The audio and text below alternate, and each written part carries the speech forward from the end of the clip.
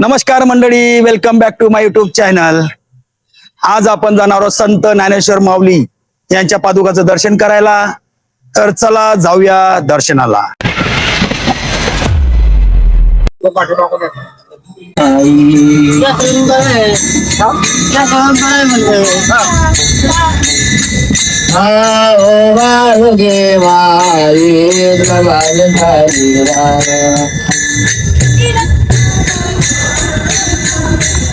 मंडळी, आपण थोडासा इतिहास जाणून घेऊया श्री संत ज्ञानेश्वर माऊलींचा.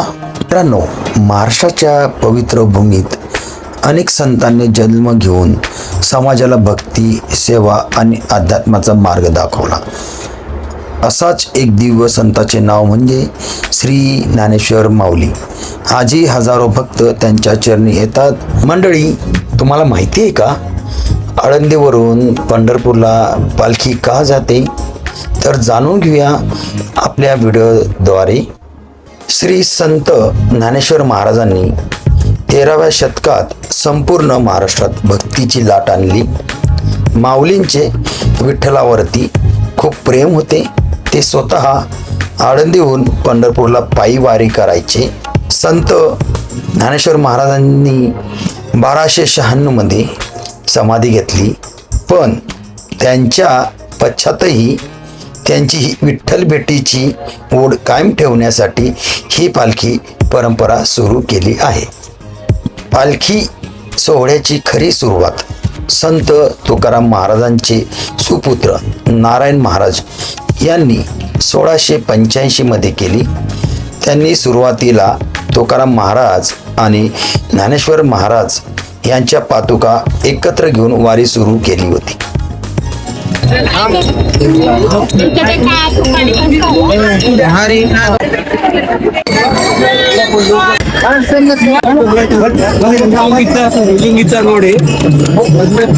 डॉक्टर असोसिएशनच्या तर्फे असे टेंट उभारलेले जातात साईटला मित्रांनो, कारण वारकरींना कुठलाही त्रास होऊ नये किंवा त्यांना फ्री ऑफ कॉस्ट सुविधा दिली जाते.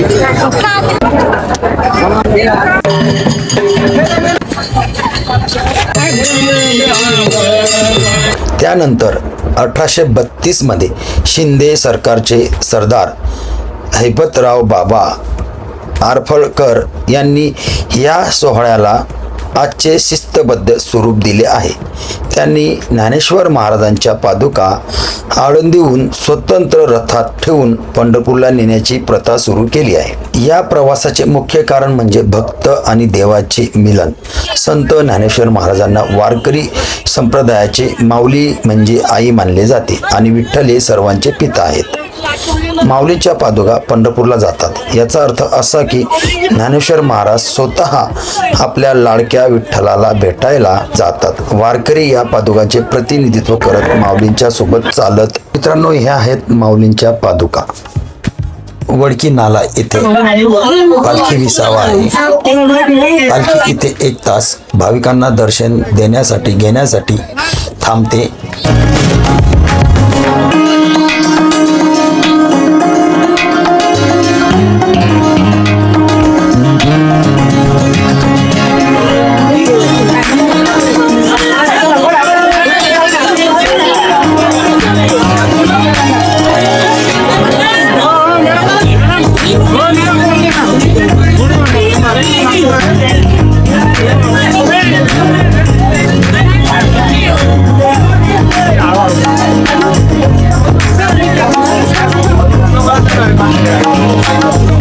एक तास कंप्लीट झाल्यानंतर 1 ते 1.5 तास कंप्लीट झाल्यानंतर पालखी पुढच्या प्रवासाला प्रस्थान करते. त्यानंतर पालखी ही पूर्ण दिवे घाटातनं क्रॉस करून सासवडला स्टे असते. खूप सारा वारकरी संप्रदाय असल्यामुळे सर्वांचं दर्शन व्हावं यासाठी पालखी सासवड येथे 2 दिवस थांबते, कारण सर्वांचं दर्शन व्हावं या अनुषंगाने पालखीचं 2 दिवस तिथं स्टे केला जातो. मित्रांनो, दिव्या घाटातनं पालखी जात असताना असा व्ह्यू दिसतो आपल्याला बघा. पूर्ण दिव्या घाट हा पांढरा शुभ्र झालेला असतो. मित्रांनो, हा व्हिडिओ शेवटपर्यंत बघा, कारण की व्हिडिओमध्ये मी आरती दाखवलेली आहे. माऊलींच्या पादुकांची आरती हे सासवडमध्ये होत असते.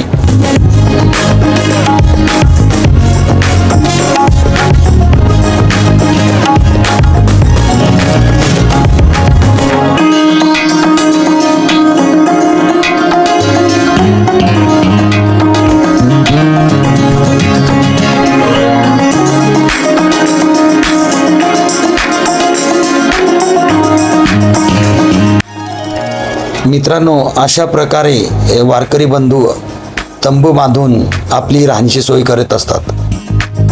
आजच्या तरुण पिढीला तुम्ही काय संदेश देणार आहात? आजच्या पिढीला आमच्या संप्रदायातून निरीक्षणी जीवन कसं जगता येईल आणि निरीक्षण जगण्याकरता त्याला संप्रदायिकच जावं लागेल तुम्हाला. महाराज लोकांच्या या जे संप्रदाय संतांना जो संदेश दिलेला आहे त्या संदेश तुम्हाला वापर करावा लागेल. संतांच्या वाक्याचा मला विचार करावा लागेल. त्या जीवन आपलं जीवन सुखी होऊ शकतं. ठिकाणी संतांच्या संगतीमध्ये संतांच्या वचनात जीव हा सुखी होऊ शकतो. दुसरं साधन त्याला नाही आहे असं सर्व संतांनी सांगितलं ठिकाणी.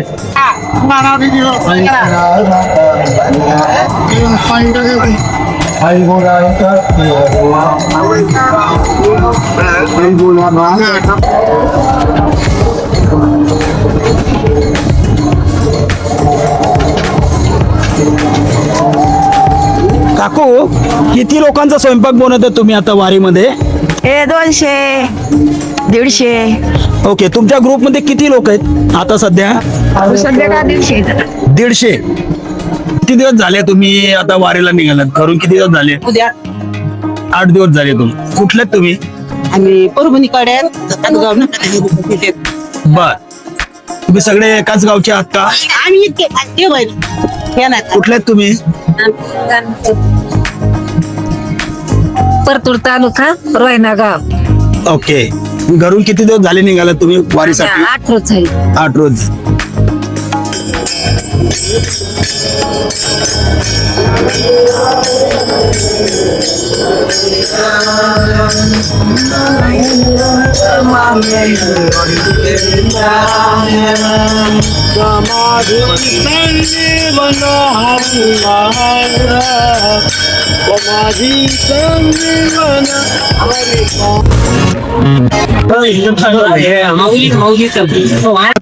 वारीमध्ये सहभागी होण्यासाठी तर मला तरुण पिढीला हे सांगायचंय की आपली जी तरुण पिढी आहे ही अध्यात्मापासून खूप दूर जातीये. तर आमच्या दोघांनाही, माझी पत्नी आहे, तर आम्ही दरवर्षी 3 वर्षापासून वारीमध्ये हे आम्ही रूप धारण करत असतो. तर या पिढीला आम्हाला हे सांगायचंय, जोपर्यंत तुम्ही अध्यात्माला धरून सर्व काही करणार नाही तोपर्यंत तुमच्या मनाला शांती मिळणार नाही. कारण आपण आजकाल बघतोय की लाखो रुपयाची संपत्ती आहे, परंतु त्यांच्या संसारामध्ये किंवा त्यांच्या घरामध्ये सुख शांती नाहीये. जर तुम्हाला सुख शांती जर मिळवायची असेल तर तुम्हाला अध्यात्माला धरूनच तुम्ही हे सर्व करू शकणार आहात. एवढाच आम्हाला तरुण पिढीला संदेश द्यायचा आहे. थँक्यू.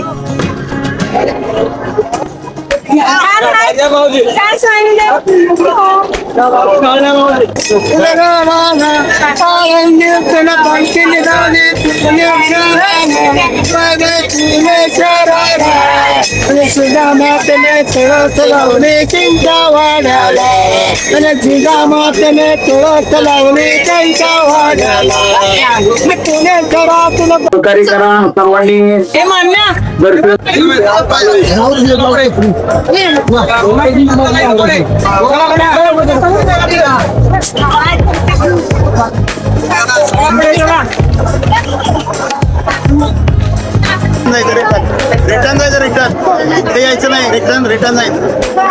रिटर्न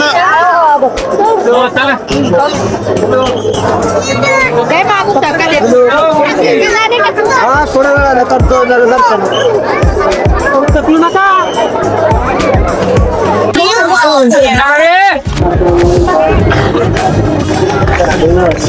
ते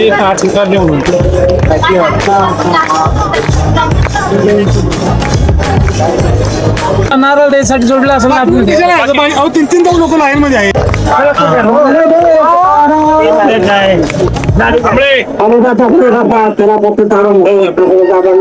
चला माऊली पुढे चला. एवढं दिसणार आपण दिसतंय काय मोठे थोडं लाव ना.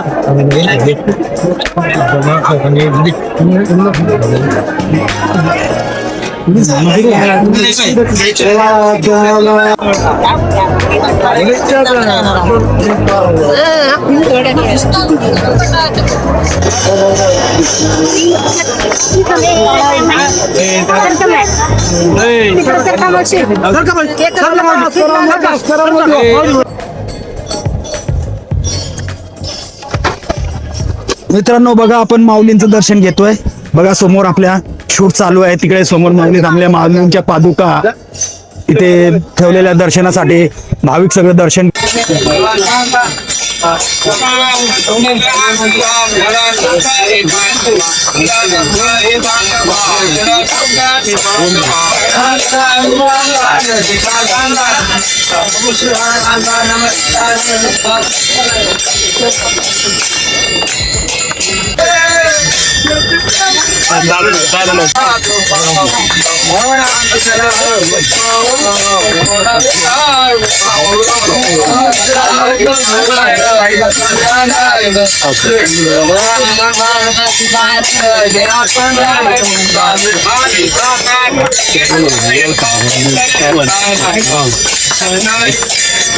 मित्रांनो, ह्या आहेत माऊलींच्या पादुका.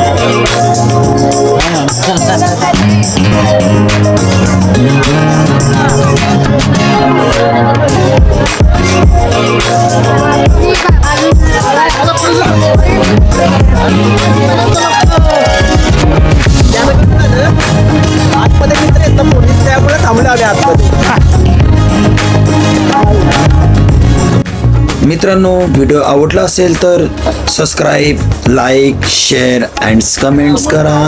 चला तर भेटूया पुढच्या ब्लॉग मध्ये. तोपर्यंत बाय बाय.